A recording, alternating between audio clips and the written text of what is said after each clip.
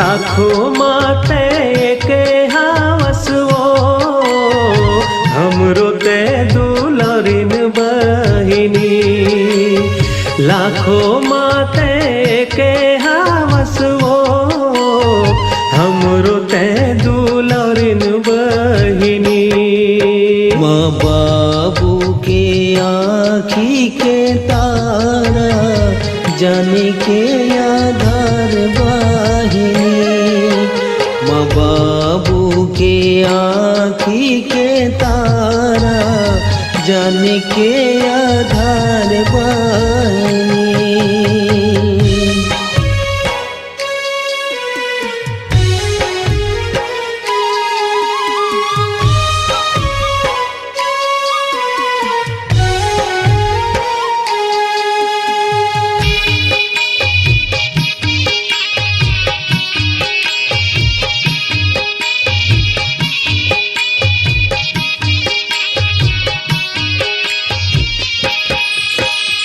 दोनों जन हवा मोरे आँख के सपना। काजर कस अदा के रखी हूँ आँखी माँ अपना।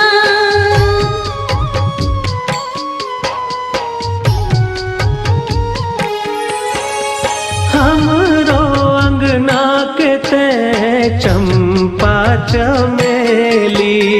हंसी ठिठोली करे संगी सहेली। चांद सूरज तोर करे वो सिंगार हमरो ते दुलरिन बहिनी।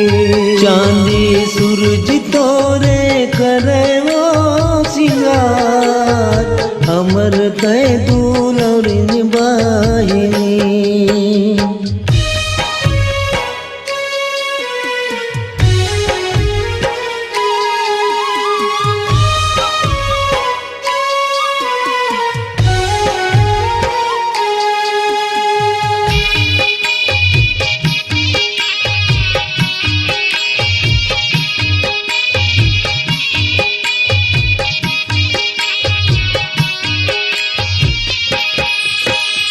बैहा माँ झुलायो तोला झुलना बना के। चल देबे एक दिन बेटी हमला रोवा के।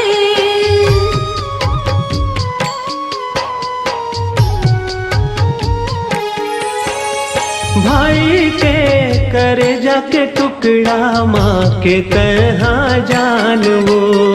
बाबू के अभिमान हवस ससुराल के सान वो। राखी रही बे भैया मोर हो।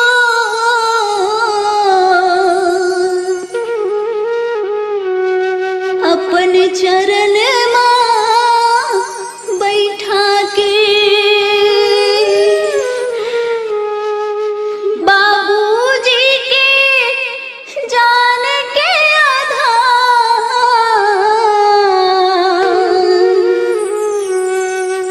माँ रखबे वो अचरा माता लुका के। राखी रही बे माया दुलार मोर भैया। उड़ जाही एक दिन अंगना के तुल चिड़ैया।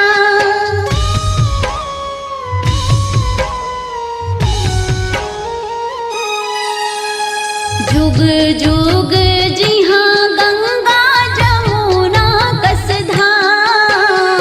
रेशम के धागा लोहे बहिनी के प्यार। लाखों माते के हावसवो हमरो ते दुलरिन बहिनी। लाखों माते के हावसवो हमरो ते दुलरिन बहिनी। माँ बाबू के आँखी के तारा जाने के आधार वाहिनी। माँ बाप के आँखी के तारा जाने के आधार बहिनी। माँ बापू के आँखी के तारा जान के आधार बहिनी। माँ बापू के आँखी के तारा जान के आधार बहिनी।